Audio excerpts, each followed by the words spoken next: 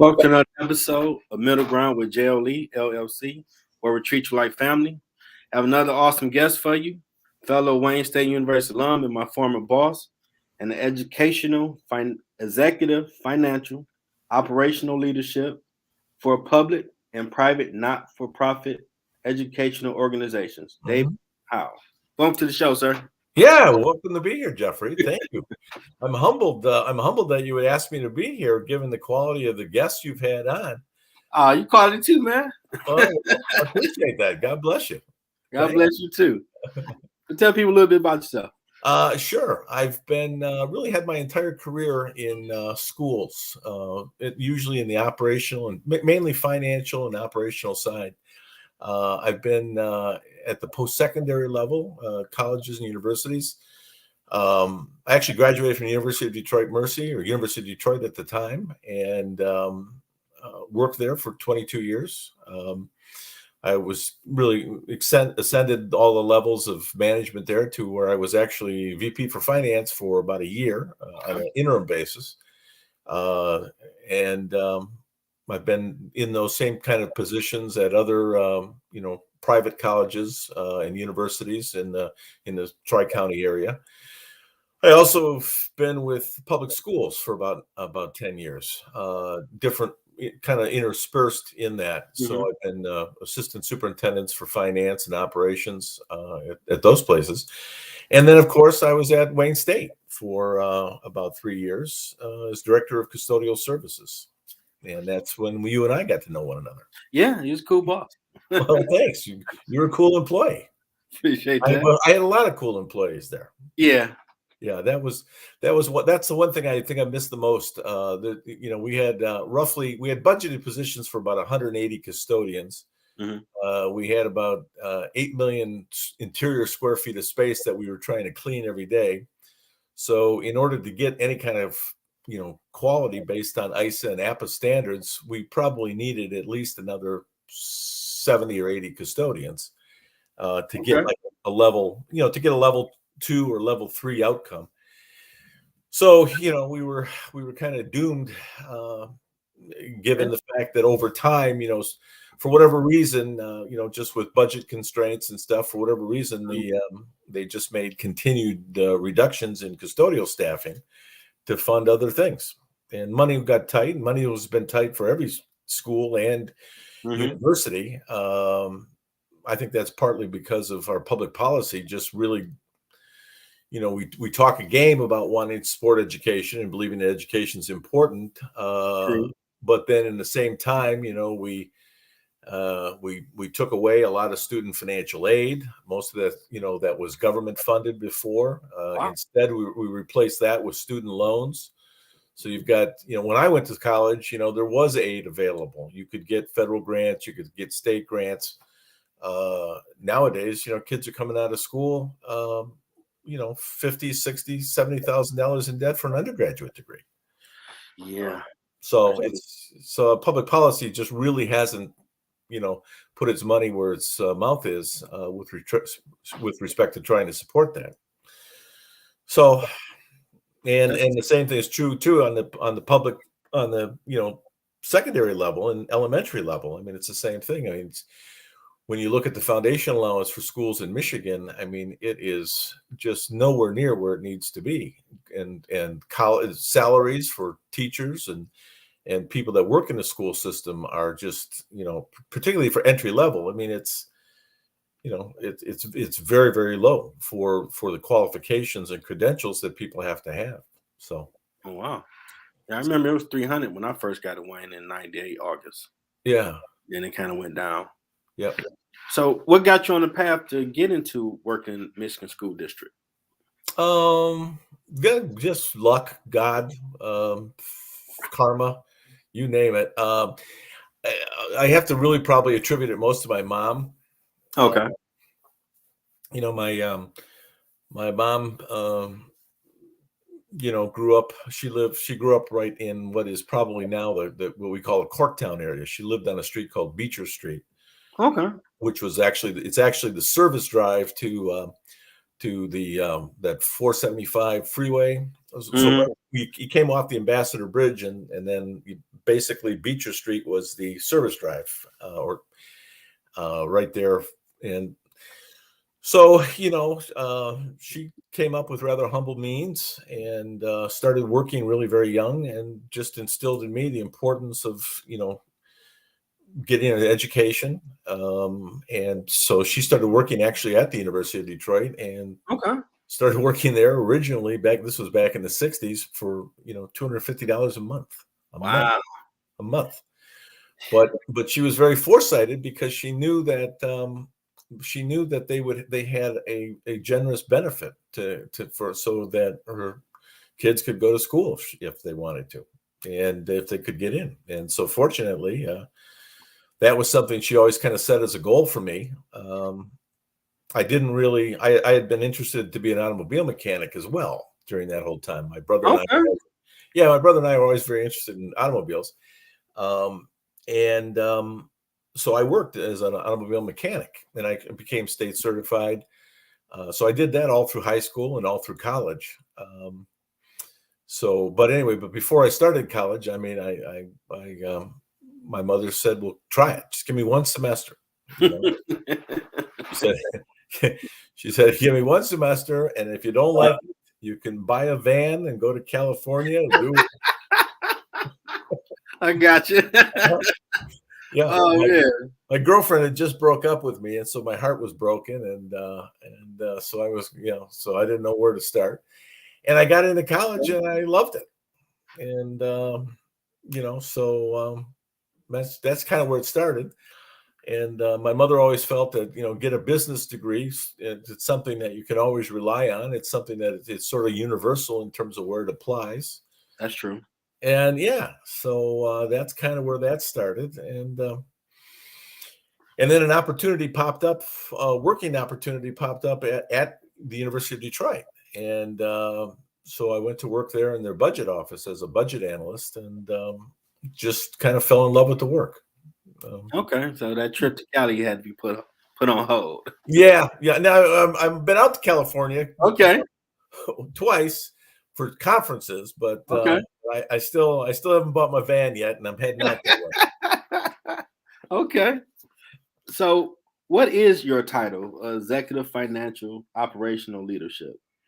Right now, I'm, after leaving Wayne State, I haven't gone back to a full-time job. Right now I'm doing consulting.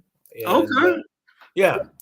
So, and actually I'm using a lot of the skills that I kind of honed at Wayne State.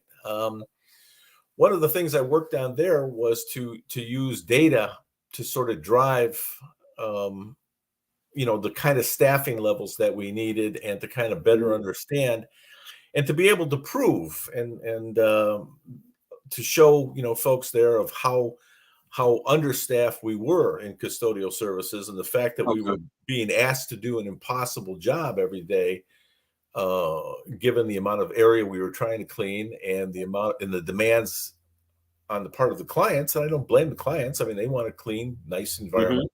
True. And quite frankly, it's really to the work of the custodial staff that we had there, that just cared enough and knew what they were doing every day to get in there and just do their best with the few resources we had. Yeah, that's true. Yeah. So anyway, I identified for them, areas where we had some severe weaknesses, and I really was able to use data that comes out of, there's a organization called ISA. I think it's the International Sanitary Supply Association. And so cleaning supply companies, professional cleaning companies, they're all part of ISA. It's like a professional development group. They did some work with another organization, a college organization called APA, the Association of Physical Plant Administrators. And so by that, they created benchmarks. They sort of identified about 33 different room types, and they identified about 99 different cleaning functions. And so they found that they did time and motion studies, if you will, to find out and benchmark the exact amount of time it takes for to perform all these functions. So based on that, I was able to get hold of data that we had on all of the space that we had at Wayne State. I downloaded that from out of a program they called Archibus, and then literally sort of looked at all the space we had, looked at all the custodial staff that we were allocating to each one of those spaces. Mm-hmm. And from that was able to find out, which buildings we were, very short at, which, and in most cases, most every building we had, we were at what was called a level 5, which was what's called unkempt neglect. Oh, okay. So, because we weren't providing the enough service to the building. Yeah, we was from. Man, yeah. I love the overtime though. Ooh. Well, we were doing that, and that was all right with me, man. That was the one thing that was a saving grace, and that was without the overtime, we would never have been able to even accomplish half of what we did. And I think we got a lot of restorative cleaning done that way. Mm-hmm. We also did a lot of backfilling for, areas that, somebody was off. We were able to provide staff to come in because we had no really wherewithal for substitutes. I mean, they got rid of the technicians was gone. That was like right. So if we didn't find a way to do it, so it was kind of, it's for whatever reason. I mean, it's probably identifying the fact that we were so underfunded, and also, as a pretext, is also using the overtime. Those are things that contributed to me not being there anymore. But for whatever reason, we had at the time we just had a real difficult culture in the whole operations area there to try to. There was really a lack of understanding of what the needs were for custodial services. Yeah. I don't think anyone really understood it. They went to a few professional development seminars, saw a few things, but really did not understand, the dignity of that work, and they didn't understand the committed culture, I think, of the custodial staff that really reveled in the dignity of that work and came. Yeah, it's honest living. Yeah, it was very honest living, and it's people look down at it. Stuff, Yeah, for sure. Crazy, but the culture of Wayne State, man. I'll tell you, David, man. I be in my new job like, you remind me of this person at Wayne. This remind me of Wayne. Like, I thought that was just at Wayne State. No, it's all over. It's yeah. I'll be cracking up laughing. It's all over. It's a shame. Some people, when you work in a place, I mean, you have sort of a commitment, you have a fiduciary responsibility to kind of just do your best and try to make the place. And when I say a fiduciary responsibility, anybody who's a manager, even if you're a vice president for finance, if you're the president of the organization, you are a custodian. You have been placed in custody of that operation to make decisions for the best interest of that organization. And so you're a custodian for the good of that organization. And that gets lost. That's a nice way to look at it. Yeah, it really does. People look at jobs as, well, how do I do better? How do I make myself look better? How do I aggrandize myself? How do I get my next promotion? How do I get more money?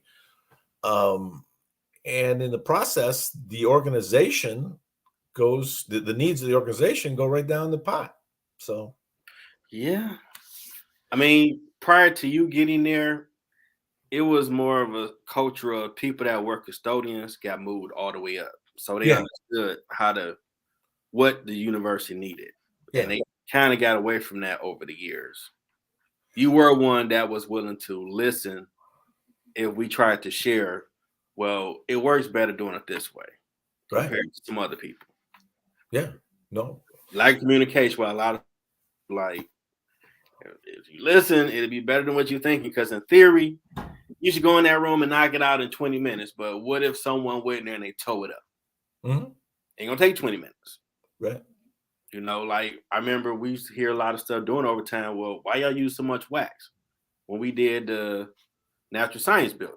Mhm. Well, if someone unfortunately put concrete ceiling on the floor, and I took pictures, so y'all knew we weren't just messing around. Like it Right. takes a little longer to get that off the floor. No, right. Yeah, No, for sure. we earned the money. Yeah, and no, that's why it pays. That's the importance of having professional custodians that understand what they're doing, because they bring those kinds of things to your attention. Hey, wait a minute, Dave, don't go in there. We can't go in there and just strip that floor because somebody else has put something else on it. That's the kind of advice and feedback that I would get on a regular basis.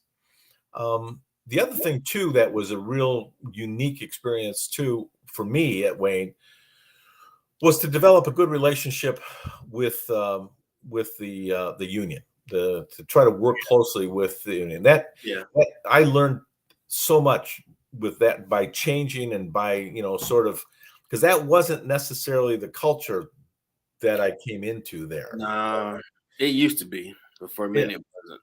yeah. So, but anyway, I mean, so I was able to develop some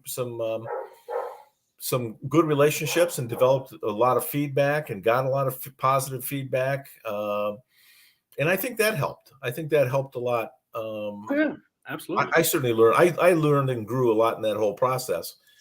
Like I said, I miss working with the custodial staff, but that the culture that the culture going up was tough. That was an uphill slog, as they would say. Yeah, I had to look elsewhere to move up. Yeah, so you're a supervisor now, huh? Yeah, still your supervisor. Yeah, with a private company, huh?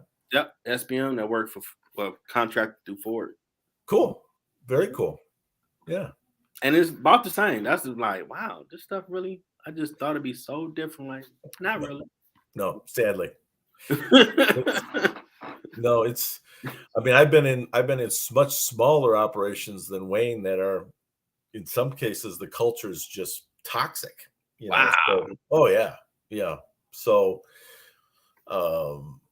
so every place has those issues, and I think the successful places are the places that can try to, really show that we have to constantly be moving forward.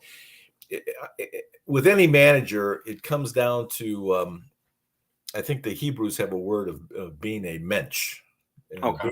Being a mensch just means being a good person, and just bringing that to all of your relationships, just being honest, being straightforward, being kind, being compassionate. Mm-hmm. And that was one of the things that I always felt was important, of just being honest and straightforward with the folks you work with. And That's true. sometimes that works well. Sometimes people just don't want to hear it. They just have change it good for. They want what they want, and I can't say management does a good job to try to reach out and create a good culture where I'm at. Yeah, but that's something that every organization has to be constantly sensitive to, is the culture that is going on, and what they can do to influence that culture. Because you as a manager or leader, you can you can have a culture where sometimes people are all contributing and they're all promoters. True. You have some people that are going to be just sort of just kind of there, just passive, if you will, not contributing or distracting. And then you also are going to have some folks that are detractors. They basically are constantly trying to tear things down. Yeah. And when you have a leader that's like that, you're in a real soup.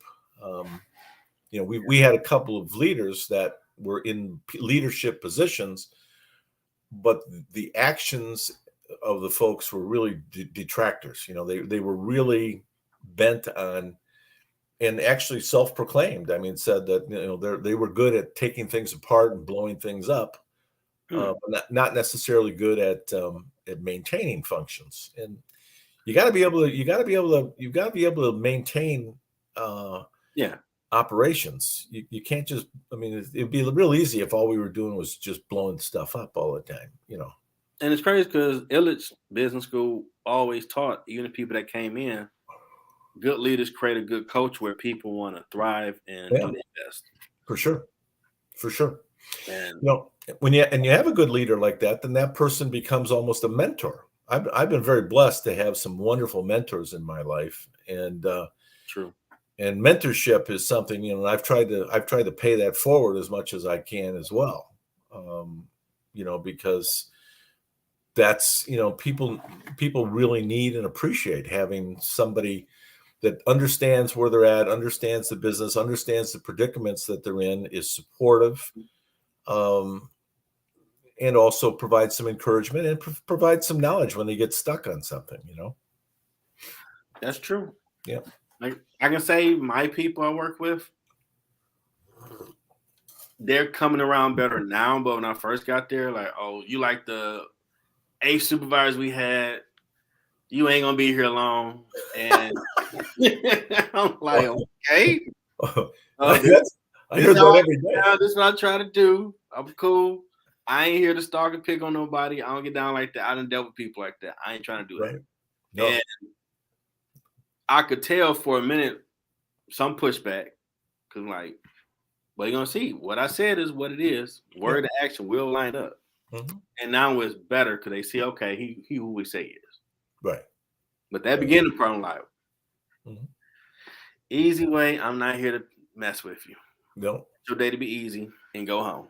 No, I done had supervisors like that where you're like, oh my goodness, I need some Jack Daniels because I don't want to go to jail. I need to finish my degree.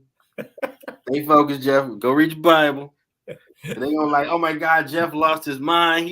He's so quiet. Like, you don't need, because you know how Wayne was. That's like CNN. Something bad happened. Everybody know within an hour. Like you can't make the news like that, Jeff, on campus. So just go read your word. Calm down. Don't do it. Jack Daniels always helps. Oh yeah, Dr. Daniels, he helps a lot of times to keep you cool sometimes if you don't go the proper route.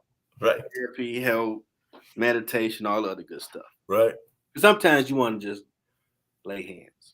Because you gotta be respectful. And that's something that I've noticed. Well, I remember I had one of my last classes. We had to read a book about companies having an asshole. I'm like, this a book? And how there's some of the go-getters at a company that they allow them to be there and be an asshole. I'm like, we're talking about this in class. Y'all got my little man blown away. Yeah. But if they making money for the company, they'll tolerate it. I'm like, wow. Yeah. That.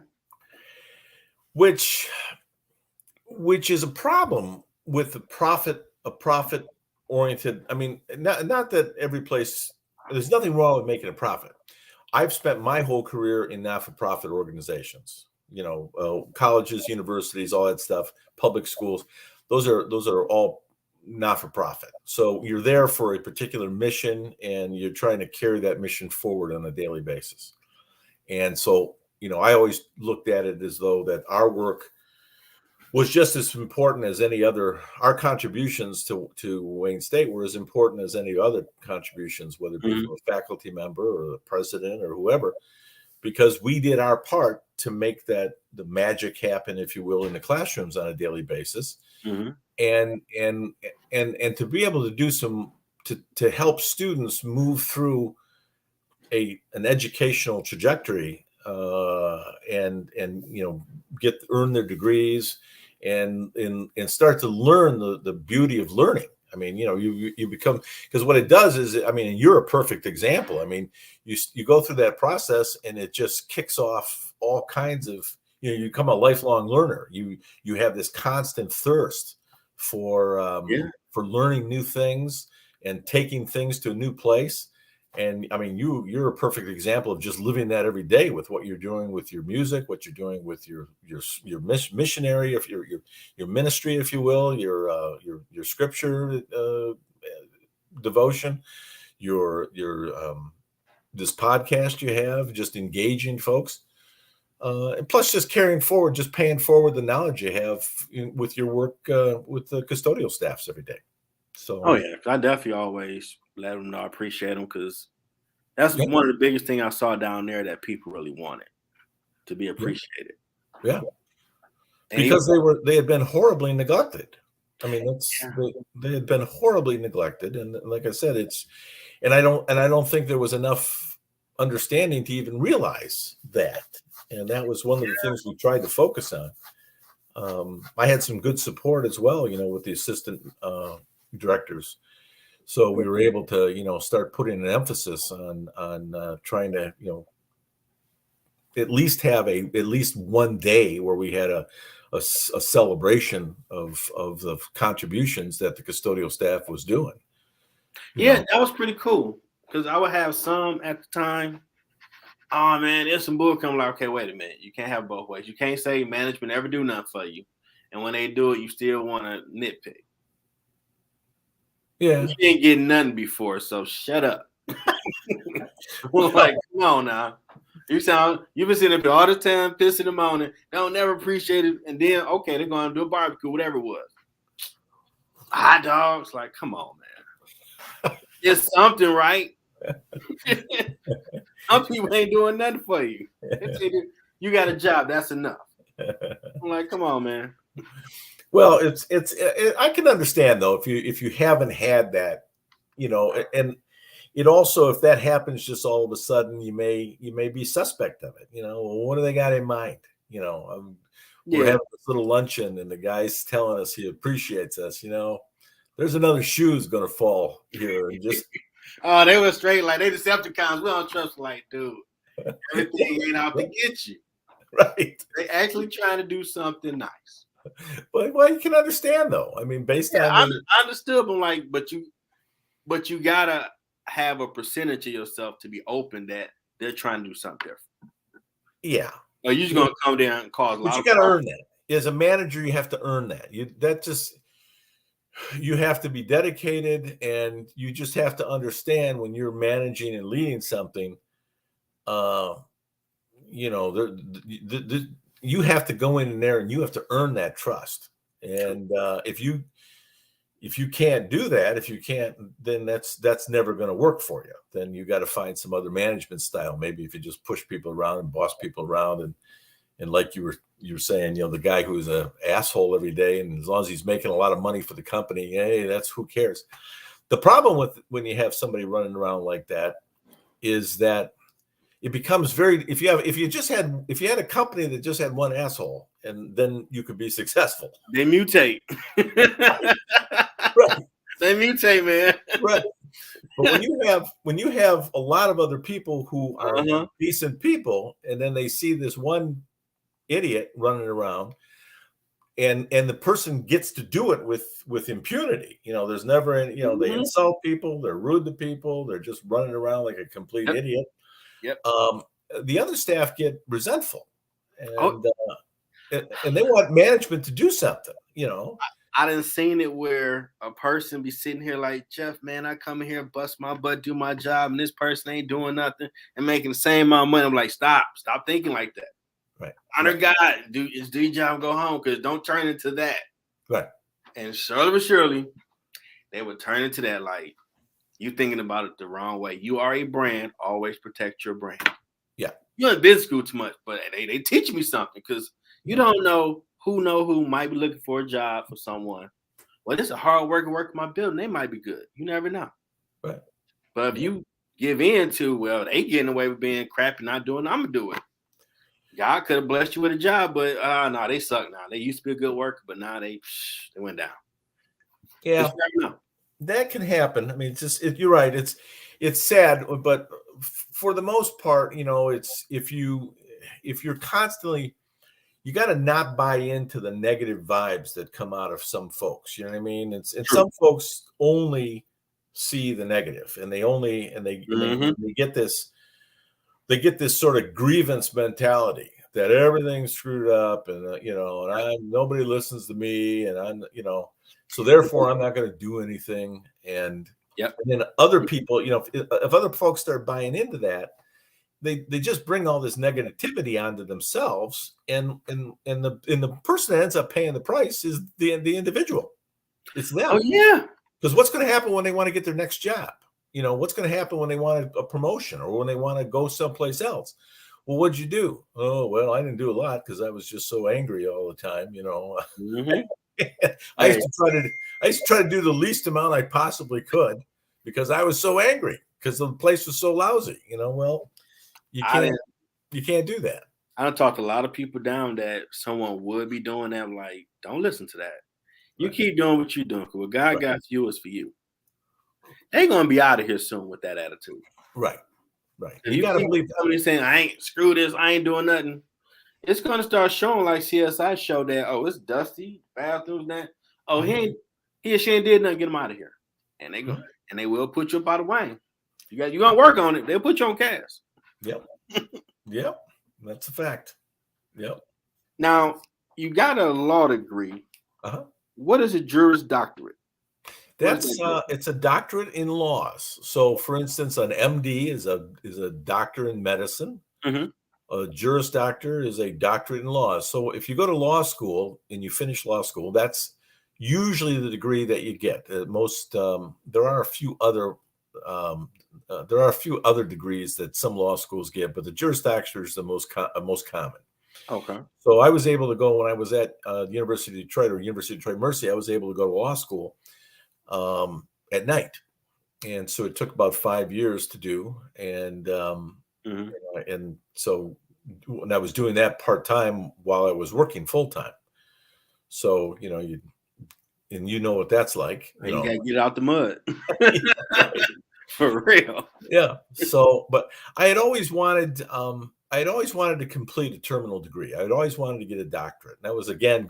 I got to go right back to my mother and her urging there. That was something that she always wanted.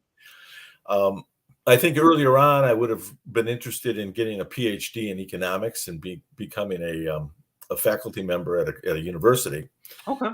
That was, and that's kind of really what I wanted to do or thought I wanted to do. But then when I started working at the University of Detroit and as a financial analyst, and like I said, really fell in love with that work.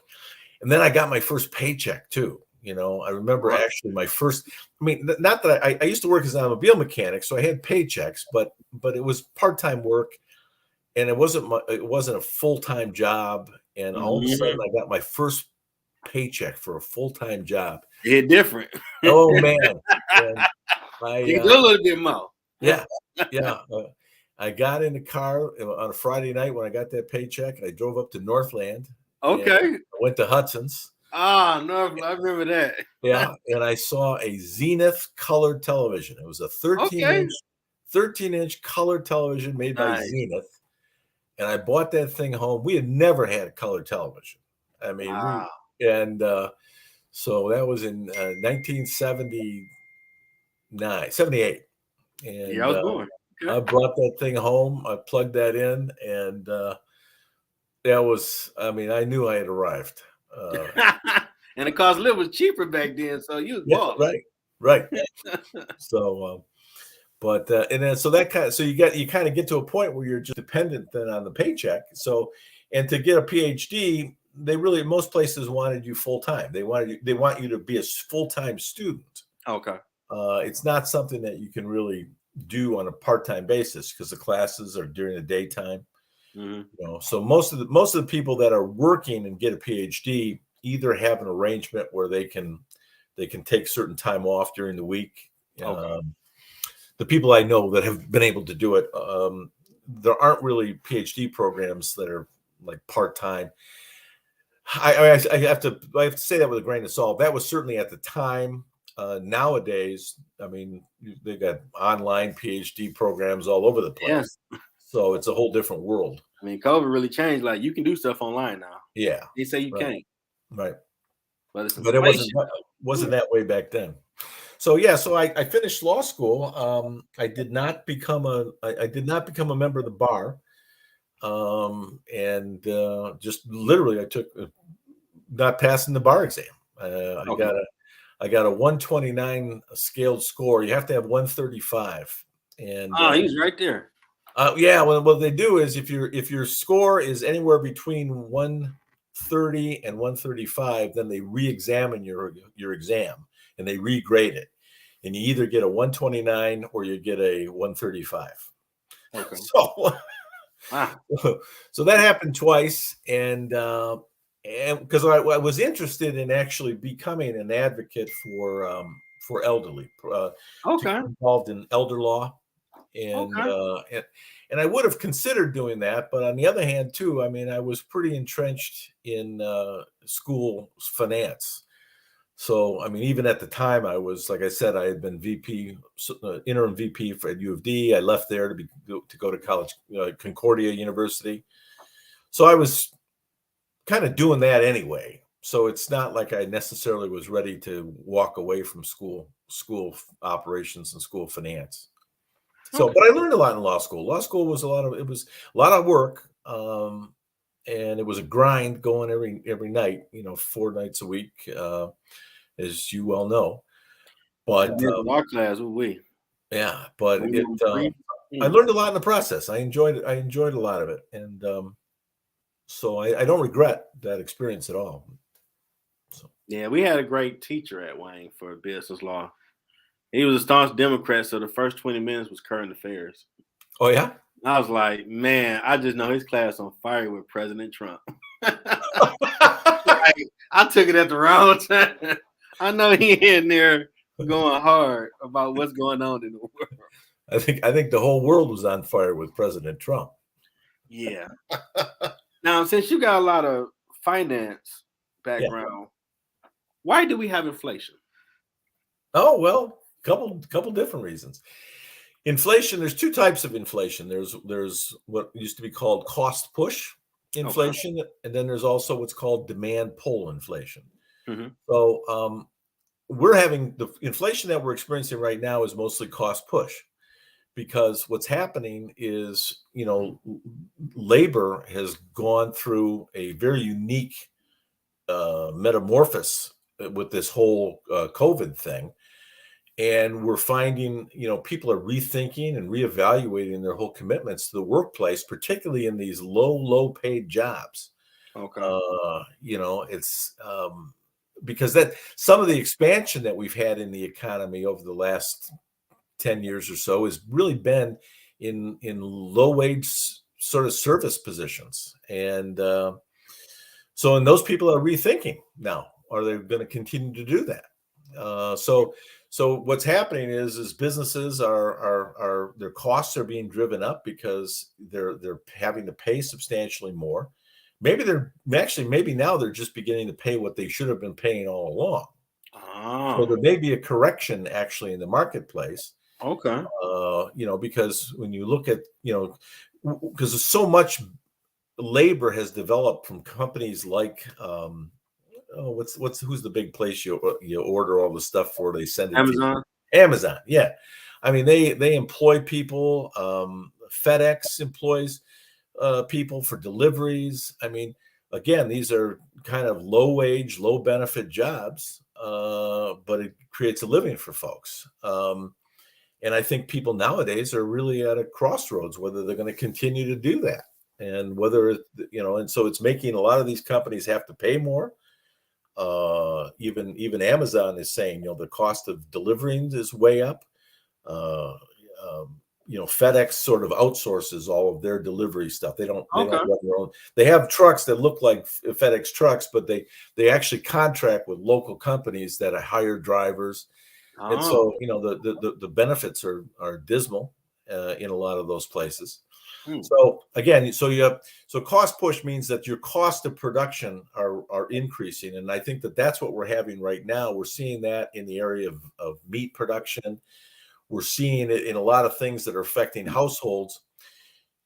You also have to remember too. So we are seeing inflation. We're seeing it in the fuel, the energy sector for fuel. Yeah, gas went up again.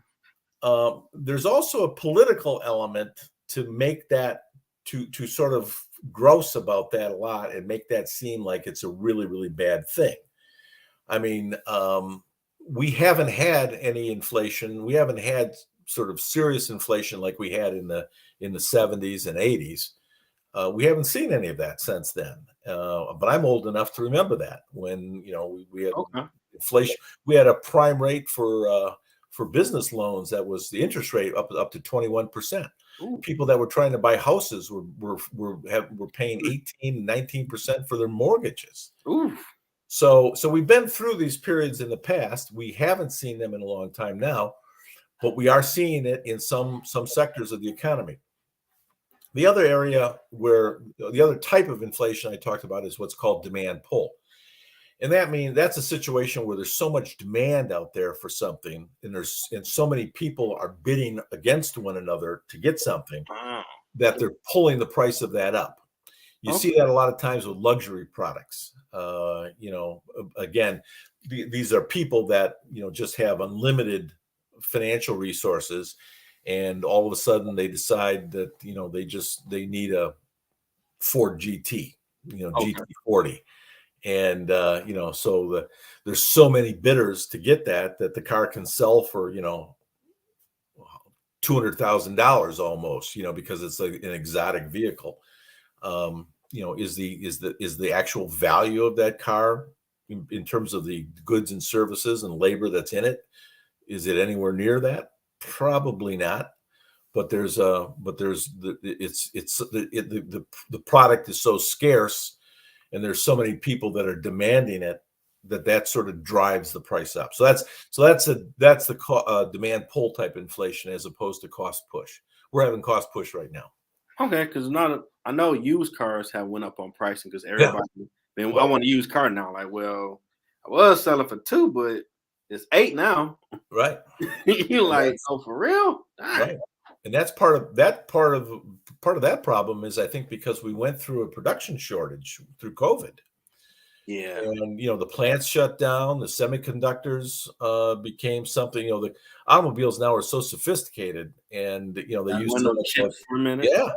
And so the semiconductor production, to produce a semiconductor, it takes about a year to produce one. It's not like you just, bang one out on a machine. It's almost, I don't know the whole process, but a guy was explaining to me one time, you almost have to grow it in a culture. There's elements of it so it takes about 9 months to make one.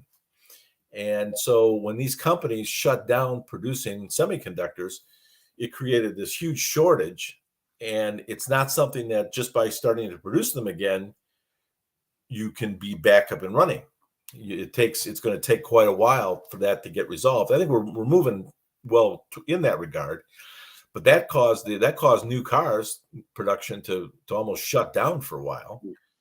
And so then, because of the scarcity of new cars being available, and plus with the prices of new cars just really going up, the secondary car market just exploded. But now, did the tariff war ever play a factor in this when that was going on? The tariff war that was going on with China, and it was, I don't think it did. The tariffs, you have to understand, the tariffs are just a punishment to the American purchasers. That's all. That's the only person who's paying for the tariff. My global supply chain team said, like, are they going to put off to the consumer? Right. If the United States slaps a tariff on an import, and I want to buy that final good that's produced from that import, let's say that import that they're coming in is a part of the final good I want. If the United States slaps a tariff on that import, that just means that the price of the good I'm buying now, part of my price includes the tariff I have to pay. So that was to me, that was the absolute joke about the tariffs. Wow. Because the tariffs were only hurting American business, and they were hurting American consumers, because the person who was finally paying for that, if that good or service or that good was coming into the American market, the person that was paying for it was American consumers. And for whatever reason, though, there's a segment of folks out there that kind of misunderstand, and they think that these tariffs are these punitive things that you're doing that is hurting someone else, and for whatever reason they're getting off on that. They think, oh, that's great, we're really sticking it to China, aren't we? No, we're really sticking it to ourselves. you know, and and China, God bless China. I mean, it's not a land that is noted for its social equity policies or anything like that. There's certainly things that from a societal standpoint we would like to see different about China. China is certainly engaged in a lot of corporate espionage. I was talking about on the political shows. Yeah, it's a shame that goes on, but you can't. That's the government. You can't. And some of the hate that gets directed to China, I fear, that comes from some folks here, isn't necessarily. No, they're not really worried about the. They're not really worried about the political atmosphere or the social atmosphere in China, but maybe they just have a racial problem with Chinese people. And there's some of that. There's a big part of that that's going on right now. Whether it's a fear of people coming into this country, and it's folks that have sort of been sold a bill of goods that, well, gee whiz, if a person comes over the border, the southern border, they're going to take my job, or they're going to vote for a candidate that I don't like. They have been pushing that a lot. Yeah, and I think the same is true, for that applies to Chinese folks as well, and just as it applies to just racial divide that has always been there, but unfortunately its ugly face has really risen up. It's definitely on display now. Oh yeah. Sadly it was always there, and I think a lot of folks didn't really realize that. Yeah. But for whatever reason, the political climate from 2016 on, and actually before then, it got to be, it almost legitimized being and saying crazy racist things and having racist points of view, and to think that that's okay. I found a lot of my later classes, we would cover race because it would affect business. And some people in the class would think, well, I don't see the big deal. Like, okay, I give you a scenario. If me and you go to the store, and let's say they treat me like Dom Perignon, mm-hmm. and I ain't even trying to buy nothing. Mm-hmm. The fact I walked in, I'm who I am. Oh, you're awesome. Come over here. We got donuts, cake, but you come in, they call the cops. Get out my store. They following you around. They're like, that's horrible. Sure. That's the problem in this country. Oh, I'm like, so when you go in store and you probably witness this, you just think, oh, well, yeah, that's a stereotype. So they probably are. Like, no, there should be no stereotypes. We are God's children, right? We all bleed red. Right. Judge people on the content of their character, even though they didn't like Dr. King back in the day, but everybody want to quote that one now. Right. We need to actually live it. Right. We need to be a better country. No, I know. And people, I think it's been there's a lot of white folks that we've had the privilege of being white, and we don't fully understand this whole narrative that's out right now about when people talk about white privilege. Because to me, if you ask me about white privilege, if you say, well, gee whiz, I have to look at it in two ways. I have to look at it subjectively, mm-hmm. relative to my own life. Then I also have to look at it objectively. Now, if I look at it subjectively, I say to myself, well, what the hell are you talking about? Nobody gave me anything. I've had to, work very hard my entire life. Mm-hmm.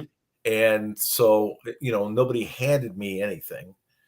But then if I step back and look at it objectively, well, wait a minute. I grew up in a household where, although my grandmother was a cleaning lady at the Michigan Central Station, Although my mother urged me to go to college, that was just something that my mother, as a white person, knew was something that could happen. Whereas an African-American family or a Mexican family may have had a very different experience, where the thought of even going to college was never even on the radar screen. Just try to just try to take care of yourself. Make sure we have housing, make sure we have shelter and clothing. And so that the mere fact that my mother was able to, that we were able to have shelter and clothing, and we were able to have aspirations like, someday going to college and having a good job. Those are things that may not have even been possible had I been denied or had I not been a white person.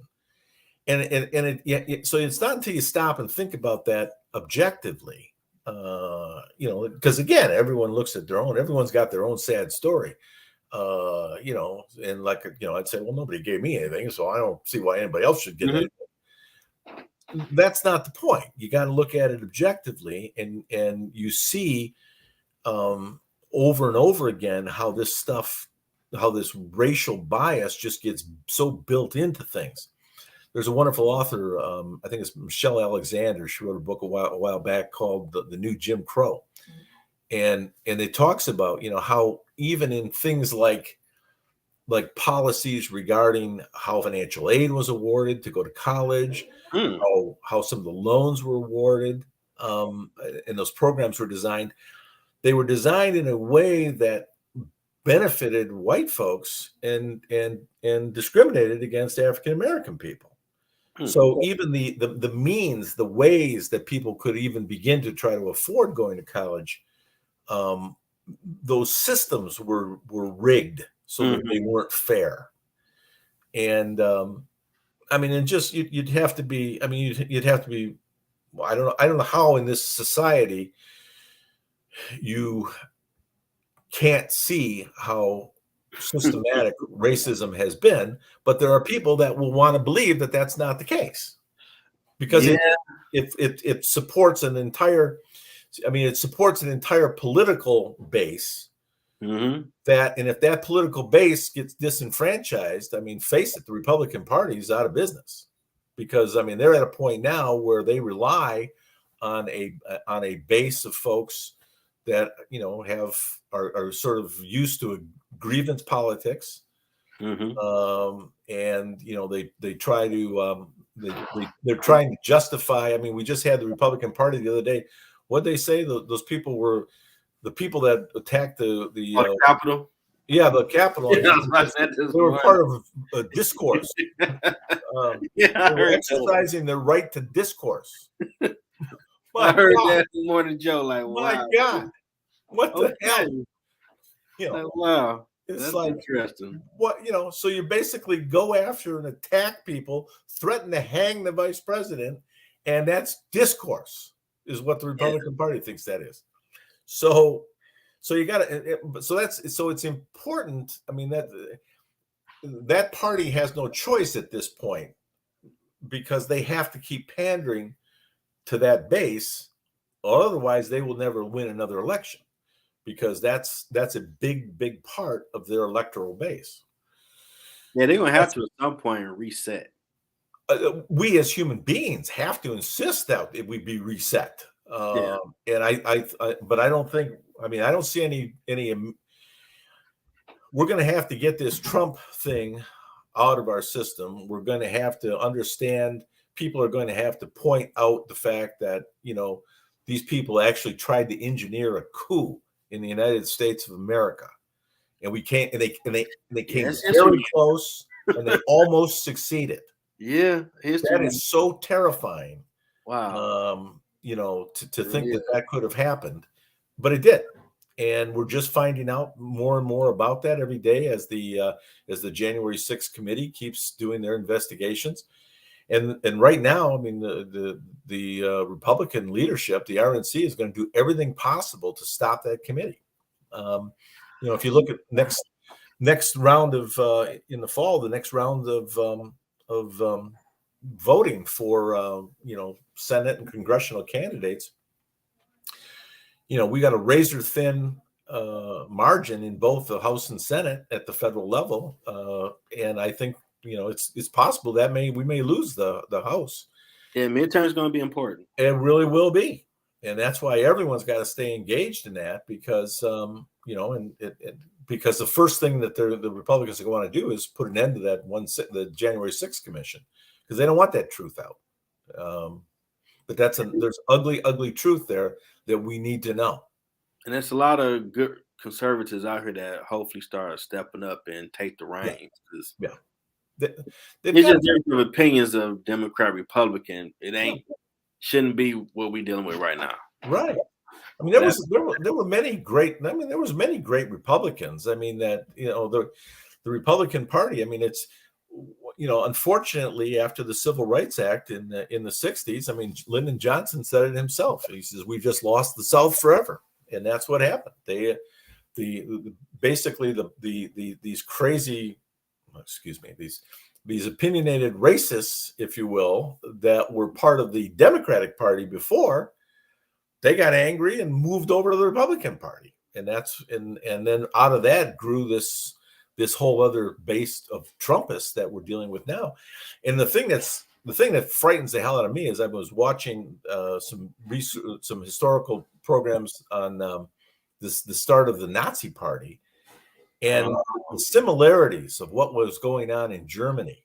Yeah, I read reports about that. There's some similar stuff.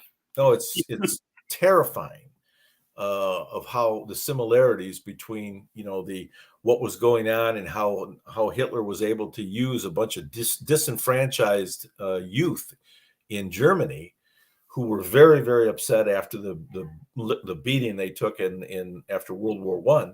Mm-hmm. And they were looking for somebody to just get even with everything, and that was and Hitler fit that bill, and that's kind of the voice that Trump speaks to. So, and it's crazy that he's not president, but political shows talk about him every day. Yeah, because he has such an influence on such a big party. I know. It's like the Dallas Cowboys are not winning no type of titles, but every sports show talk about them every day. Right. He pulled something off where you still talk about him. He's not even in office. Oh, no. No, I know. That is impressive.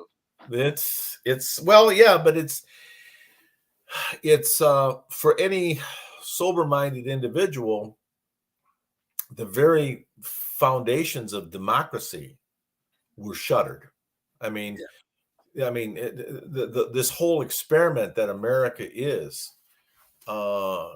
could come to an end, and if we lose respect for the democracy, and if we realize how fragile democracy is, if you don't have a constant commitment to it, people can destroy it. And there's a lot of wealthy folks that would like it destroyed because they want, they want what they want. And a lot of times the stuff that they want isn't necessarily good for society. I mean, they wanted a big tax cut and they got one. And the people, and sadly, the people that help them get it are the people that will never benefit from that tax cut. It's part of that base that somehow thought that they were sticking it to the man by voting for that tax cut, and they'll never see it. They'll never benefit from it. Yeah, they don't. The misinformation, don't see that aspect. That it's not in your best benefit to be on what you want when you really step back and look at it. Right. But sure, they do a great job of misdirection. Yes, they really do. And I mean, there's the big part of the media now is all just that, just misinformation, misdirection, deflection. Yes. It's horrifying. Yeah. And you don't only hear about Biden. Like, he's President Biden. He's been in office for a year. Yeah. I was and he's trying to work with a razor thin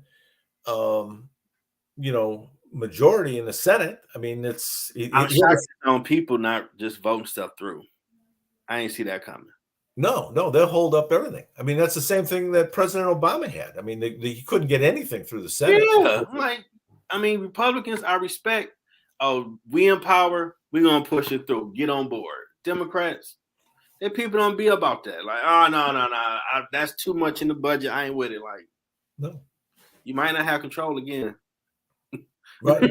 No, you're right. So you better try to push some stuff through to help people. The Republican Party just represents so many wealthy interests that, and so they're going to tell folks whatever they need to tell them in order to keep promoting the interest of those wealthy backers that keep this whole thing. I mean, that's one of the things that has got to happen is we need some campaign reform, the financing reform. You cussing now, man. Yeah. Campaign reform. Don't say that word. Well, it's got to happen though, because you got this dark money, you got all these crazy people that are, you've got all this stuff influencing. People can basically buy the outcomes that they want. And it's a shame. So it's got that's we really have to reform the way that political campaigns are funded. I don't think anybody gonna touch that one. Well, you're right, but it's you're right. It need to be touched, but I don't think Citizens United. That whole Citizen United thing now, where companies can basically give whatever they want, and somehow the Supreme Court has concluded that that's constitutional speech. It's free speech. So that if I basically pay off a politician, but I'm actually giving them money for their campaign, and they support my beliefs, and they give me favors based on what I want done, that's free speech. Now, I think it's graft, but I remember that court case. Like, it's going to be a landscape-changing event, and people kept saying it, and we are seeing the fruits of it now. Right. Now, you have a chief financial officer certification. How do you get that? That is with Michigan Public Schools. That there's an organization called the Michigan MSBO, Michigan School Business Officials. Okay. And so they have a whole series of professional development programs. So when I was in K-12, working in school districts, I attended those professional development programs and got the chief financial officer certification through that. So it wasn't hard to get. It's you got to stick at it for a while. It's courses you have to go to. It takes about 2.5 to 3 years to complete all the coursework to get the certificates. Okay. So you've got to learn. You got to learn and understand a lot about school finance and how schools are financed in the state of Michigan, and that's where you see there's some of the weaknesses in the way they're financed. Now, do you see schools in Michigan getting back to normal after COVID? No. The Michigan schools were screwed up long before COVID. Okay. The financing. Back many years ago, there was a Proposal A that went through, and it was when Governor Engler was the governor of the state of Michigan. Okay. Schools at the time were funded by local communities. So the local communities levied a millage on their property values. Mm-hmm. And then that millage is what funded the schools. Okay. And so Engler came along with this idea of he wanted to bust that apart. He was going to do it one way or another. So basically they created this Proposal A. Basically, we had two lousy choices to pick from, and what it did was it created what was called a state education tax. Wow! And if you look on your property tax bill, you'll see something called an SET, and it's going to be 6 mills. And so that 6 mills doesn't go to your local school district; it goes actually to the state of Michigan. Oh, and then the state of Michigan creates what's called a foundation allowance, and it's a per pupil funding amount that comes back to the local school district. So there isn't a direct link between. So I can't, if I live in Detroit and I want to give more money to Detroit Public Schools, I can't do that. Why? Because I can only give 6 mills, and it goes to the state, and then the state determines what the foundation allowance for Detroit is, and then so so Detroit needs to recruit the students because they only get the foundation allowance for every student that they get. So then add to that Betsy DeVos and all of her charter schools. Now, and I should be careful. Detroit has a lot of good charter schools. It has private charter schools that aren't part of like the Heritage Foundation and stuff like that. But every one of those students that goes to a charter school is in effect taking money away from the public schools, because that foundation allowance goes with the student. And and that was one of the things Engler wanted to do is open the door for charter schools as well, because that was DeVos, and they've been big funders of that stuff for years. They always wanted to have what they called I can't think of the term, but they wanted like people to have like a chit, if you will, that they could use either in a public or private school. Vouchers is what they used to always call them. So anyway, so that screwed up the whole process. There was 35 schools. There's probably about 500 or 600 school districts in the state of Michigan. There was about 35 schools that were already funded very well, very high, because the local communities wanted to. So they were maybe putting 14, 15 mills into their school district. Now, is that million? What's that? That's 14 million. Mills are 1/1000th of the value. So, for instance, if you have a house that's worth, let's say, house that's worth $100,000, let's say it has a state equalized value of $100,000, because that probably means the market value is closer to 200,000. The state equalized value is usually about half of market value, and then so 6 mills would be 6/1000ths of that. So if it was 100, so it'd be like $6,000. Okay. Yeah, $6,000 would be 6/100ths of $100,000. I think I might be off on my math. I'm sorry. Oh, that's close enough. It might be $600. It might be $600. Okay. But anyway, but it's it's 1/1000ths of not a lot value. So let's just 1,000. So anyway, it might be $600 is actually what I think it should have been. That's not a lot. But that's what goes to the state of Michigan, and that's what comes back. There are 35 school districts that are still allowed to issue those are called hold harmless districts, because they were already spending and levying substantially more than what the Proposal A limit would have been. Wow. So those schools, those districts, those communities are still allowed to levy what's called a hold harmless millage. Okay. The idea being is that they didn't want Proposal A to hurt those school districts. If the local communities wanted to continue levying additional monies, they could. And so there's like I said, there's 35 of those. I think Bloomfield Hills. Those are generally pretty well funded school districts to begin with, because they were districts that were already putting a lot in.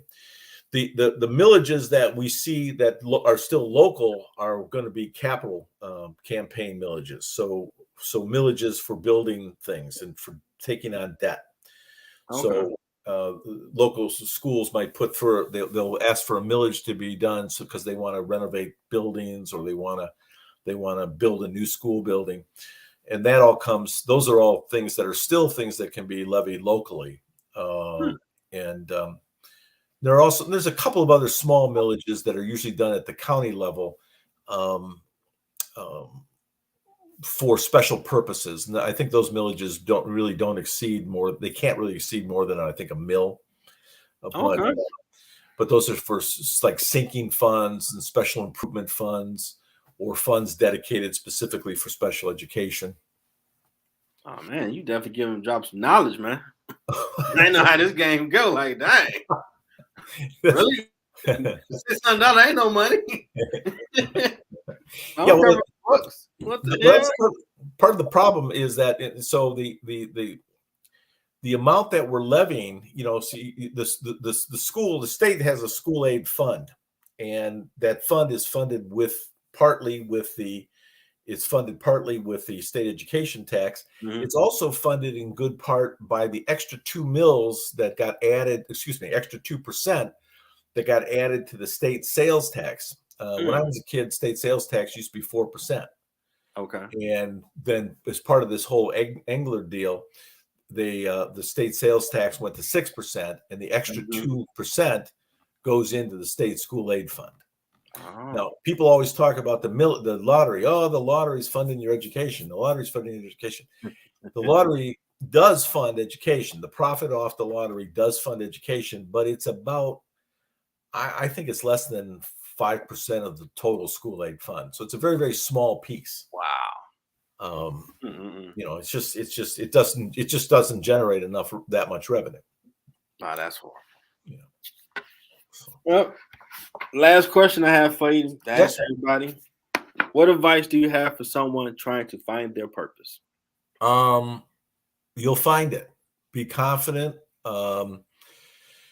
It may not be exactly, you have to believe that you are here for a purpose, and that you can do good, and you will have a happy life if you do commit yourself to doing good, and just be true to your values, be true to your heart and your soul.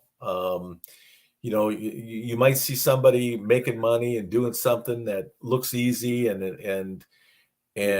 but you might actually find that that's, you really are not comfortable doing that. And yeah, you're making a lot of money, but maybe it's not the right thing to do for you. And so I think it's having that confidence to know you're going to find your way, having that confidence to know that, treat people with respect, treat people with courtesy, be respectful of the dignity of all work, and just treat people with compassion and care, and you're going to be fine. It's going to work out. Oh, that's great advice, man. He dropped a lot of knowledge today. I'm like, well, he got a lot of finance. You might know something about what's going on. Well, part of the thing is I'm old too. I ain't gonna say that you seasoned. If you just get old, you just see stuff. So you got that Yoda knowledge. That's right. That's right. Right. Well, I definitely appreciate you coming on and sharing your journey. Oh, Jeffrey, my pleasure. My pleasure, my honor entirely. Thank you so much for inviting me. I'm really glad. Thank you. Really appreciative. I want to thank my former boss and fellow Wayne State alum. And I got I'm trying to figure out a title for the show, but you gave it to me. Executive Financial Operational Leadership Consultant. There you go. There we go. Sounds perfect. I hope you enjoy the rest of your day, man. This has been awesome. I'm good. Back again. I enjoyed it, man. Thank you so much. God bless you. God bless.